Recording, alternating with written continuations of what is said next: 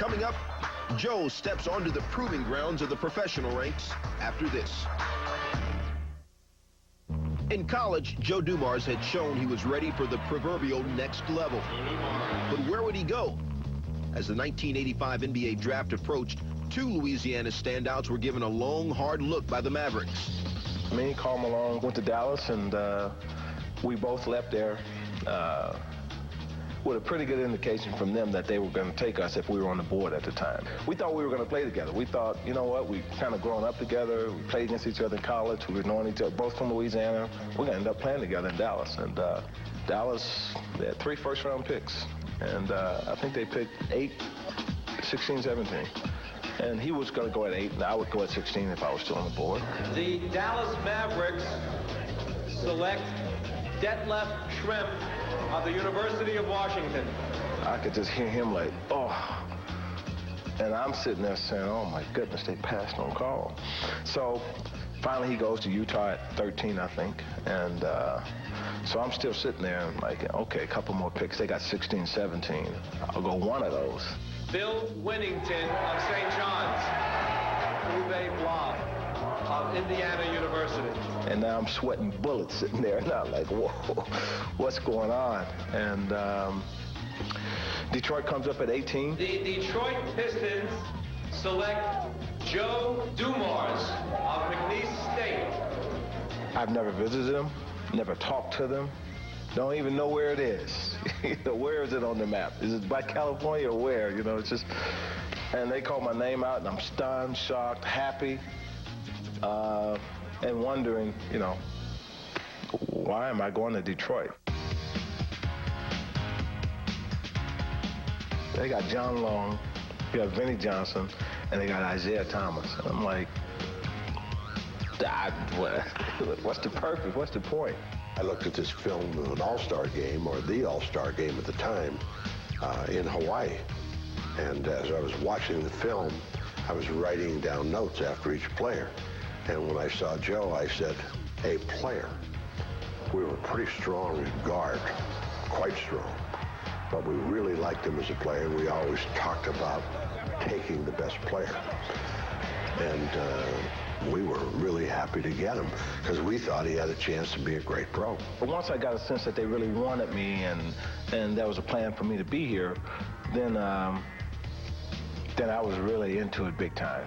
Before my senior year in college, you know, they asked these players what player you like, you know. And I put down Isaiah Thomas. I saw him as a small player in the league, doing big things with a lot of flair, and being able to control the game. And I admired that. And I knew from day one that I was going to try to learn as much as I could from playing with him every day. Once I got here, and that cold weather hit, the excitement wore off real quick. I said, I'm in Siberia, man. The Siberia Pistons, man. I was like, whoa. The Detroit weather may have been cold, but there was plenty of heat to go around on the Pistons roster. Their offense had firepower to spare, leaving the rookie guard with a dilemma. How would he make his impact on this talented team? I quickly surmised the situation. Isaiah's averaging 20 plus. Vinnie Johnson was the microwave. You know, you like the microwave by playing defense. You're putting points on the board. John Long was a great shooter. How am I going to get on the floor just coming here shooting the ball? I mean, they got, you know, 4 or 5 guys who can put points on the board. I looked at the team and saw, you know what? There's not a stopper here, though. There's not a guy that can just lock into people and shut them down. So I just took on that role simply to get on the court. Joe was more than happy to say, how do I adapt my game to this team?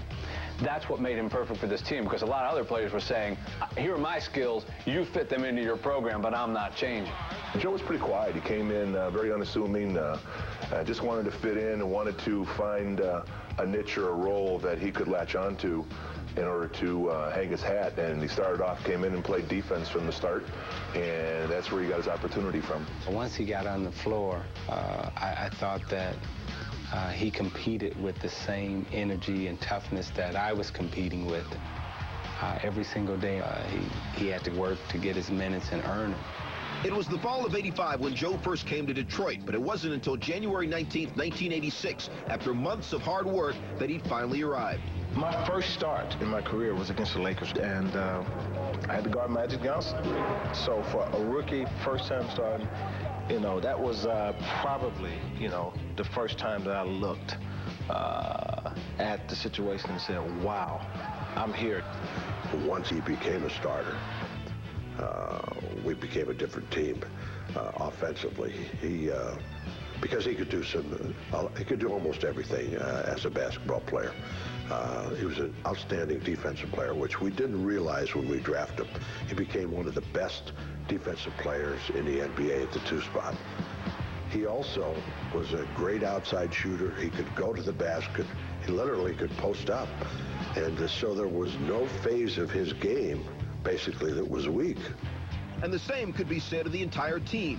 While Joe's play was earning him all rookie honors, Isaiah and the Microwave likewise lifted their games. Add to that the take no prisoners present to the Pistons big men, and you've got a combustible combo in the Motor City. The parts were assembled, soon to be riveted together by a common bond. The birth of the Bad Boys is next.